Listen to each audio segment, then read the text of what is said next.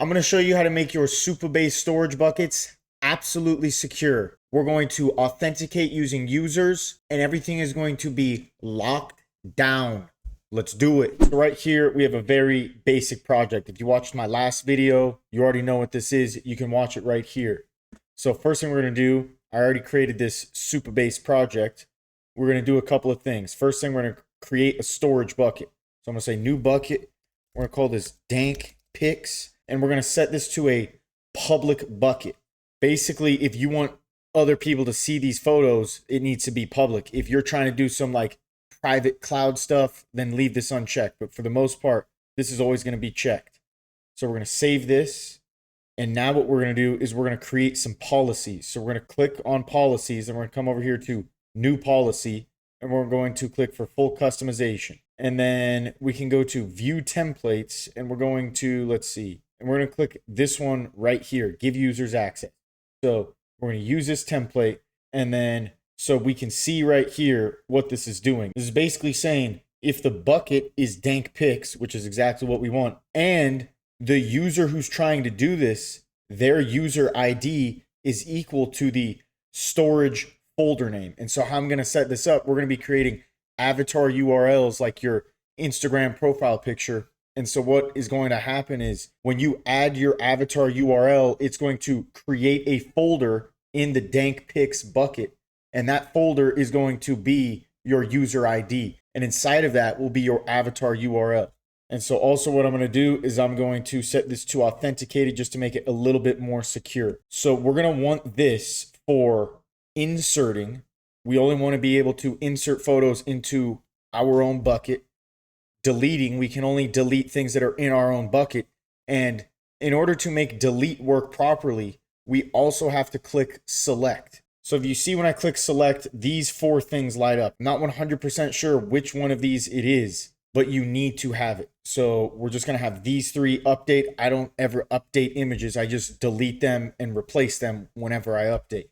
So now we can click review and we can click save policy. You can see that it is individually adding all three of these policies. So we're going to save this policy, and now these policies are set up. Now what we're going to do is we're going to come to authentication. I'm just going to manually add two users.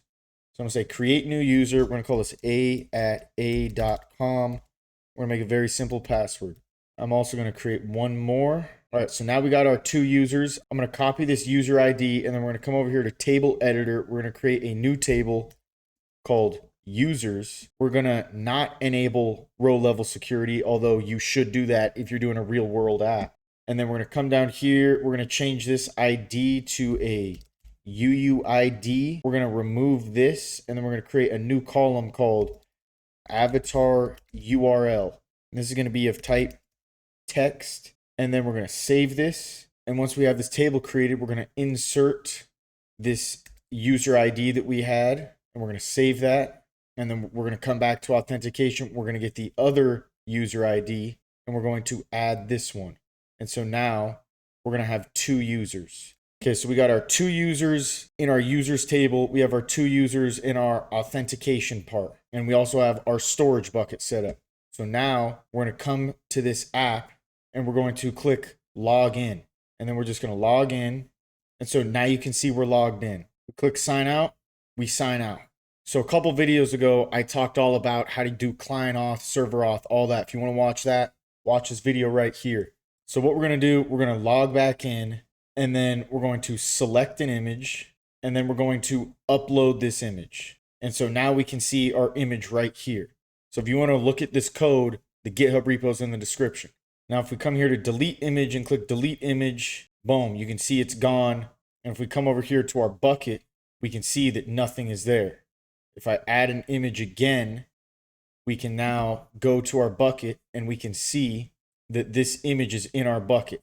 You can see the name of this folder is the user ID. So you can see right here, the user ID is 1A206, and we come over here to storage, and we can see this folder is 1A206. And all I did was, if you watch the previous video, I talked about this upload image file. All we do is add the folder, which is equal to the user.id. And so now our policy is going to work. So what I'm going to do now is I'm going to sign out, and then I'm going to log in as the other user, and I'm going to come in here and I'm going to copy this URL and I'm going to manually add it to this user. And so now we can see that this user also has it, except this image, if we look at the path, is in the folder, which is this guy's user ID. So when we click delete image, it's not going to work, which is exactly what we want.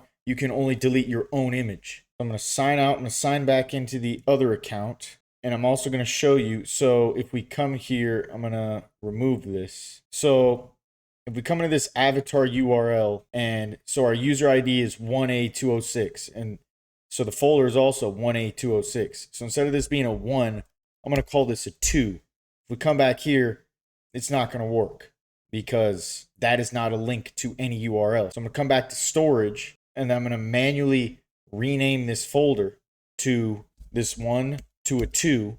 And so now this is going to work. So we can see this works. And so now if I try to delete this image, it's not going to work because this is 2A206 and the user ID is 1A206. And so now if we select an image and we upload this and we come back to our bucket, we can see that it has created a different bucket, and now we can use this. So basically how you should set up all your buckets is every single file should be in a folder, which is the user ID. So if you have another one, let's say it's like Instagram, someone can post a bunch of different photos. You don't want someone else to be able to delete their photos. So you'd have one just called like post photos. And inside of that is a bunch of folders for every single user. And then in that folder, so in this user's folder, there would be every single photo. And so only that user can edit them. So there it is. You learned something? Subscribe. You want to learn some more? Watch this video right here. See you next time.